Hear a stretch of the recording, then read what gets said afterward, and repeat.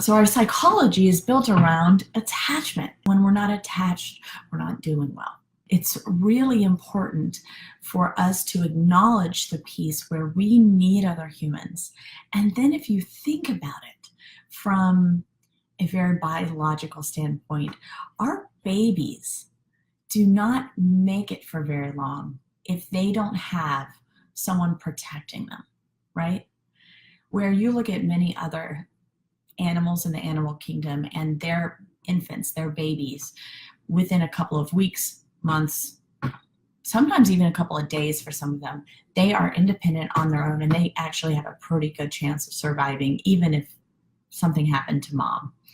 And when it comes to our babies, our infants are really dependent for 18 years.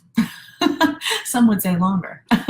But our infants really can't sustain on their own for at least the first 10 to 12 years of their life. They are very dependent. Their brains are not able to make a lot of decisions in their own best interest. What that means is that child needs to be protected for longer. And in order for that child and the multiple children to be protected for longer, we need family systems to be able to exist. This idea of monogamy is set up to protect the system and essentially to protect the species. So the species continues on. That baby is protected. So if they lose one parent, they still have another one around to make sure that that species continues. And so it's in the best interest of the greater good and the species as a whole.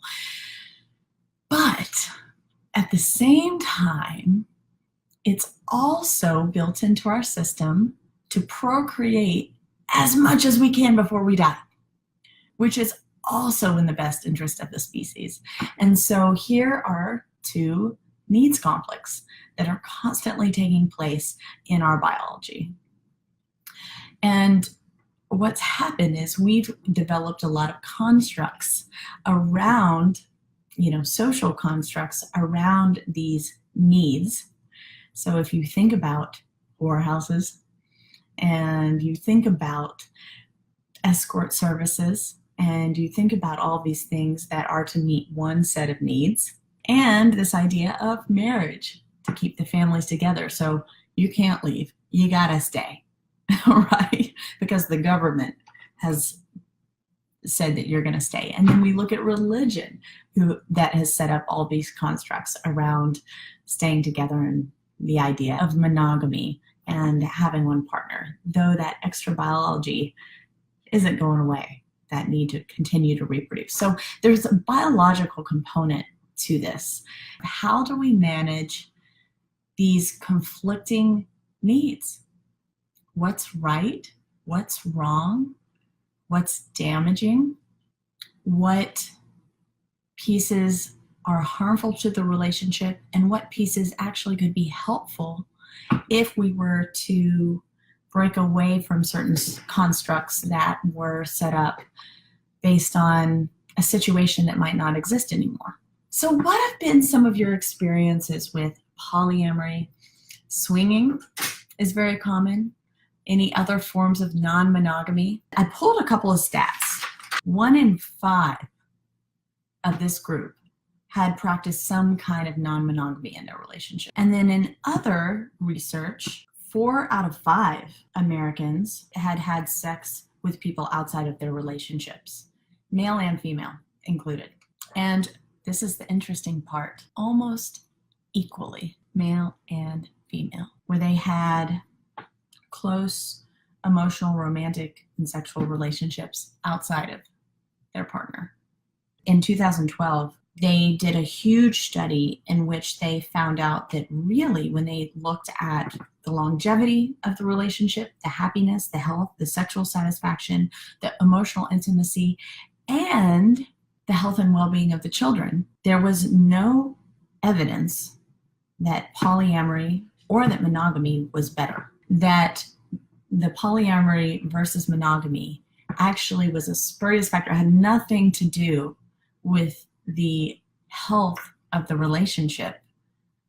It was many other factors that contributed to a relationship being healthy versus unhealthy. And I thought that was really interesting. That was a surprise. Another myth that came up was that there are more STDs in polyamorous and swinging relationships. And in reality, there are actually fewer because there's more protection in openly polyamorous relationships and swinging relationships. And another big one, which I kind of said, was children raised in consensually non-monogamous families have been shown to do at least as well on many measures of health and achievement as children in serial monogamous families. Isn't that interesting? And then on top of that, one question that was asked was, what about jealousy? Does it show up in either? And jealousy shows up in either. There's not more jealousy in monogamous relationships where there's an established rule around you're not supposed to flirt with other chicks, you're not supposed to flirt with other men. There was also just as much jealousy happening in polyamory. And the reality was that if a person has a tendency to be jealous, it doesn't matter what parameters there are around the relationship, they're going to be jealous. So what are your thoughts about this?